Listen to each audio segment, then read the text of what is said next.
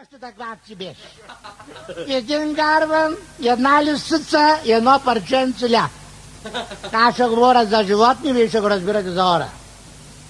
Един гарван как си върчал високо в небесата, по едно време се навежда надолу и вижда едно парченце ляп на земята. Нас се спуска ниско долу, взима ляба, качва се на високо дърво и решава сладко да си го ням изяде.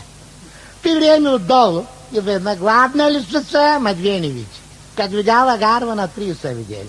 А какъв хубав гарван, какъв е симпатичен и какъв е тлъс. Ако мога да го изями него и ляба, убаво ще стане.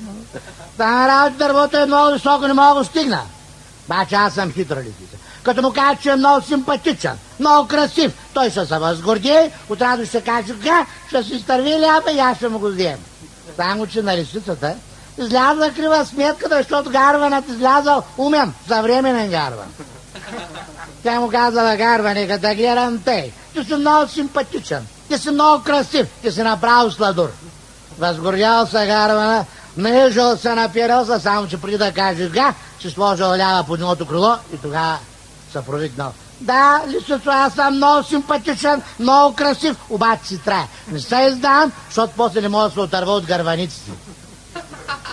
Тогава лисицата опитала втори път и му казала, гарване, казаха ми, че ти си бил много добър естраден певец. А моля се, изпей ми една песничка, например, Дилайла от Том Джонски. Съгласил се гарван да пее, само че преди да започне да пее, сложил лява по другото крило и тогава се провинал.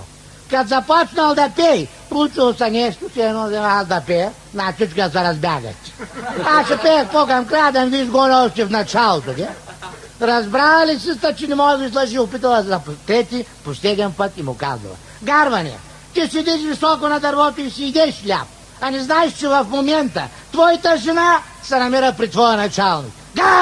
Рекал гарвана, забрал за хляба и го изтървал.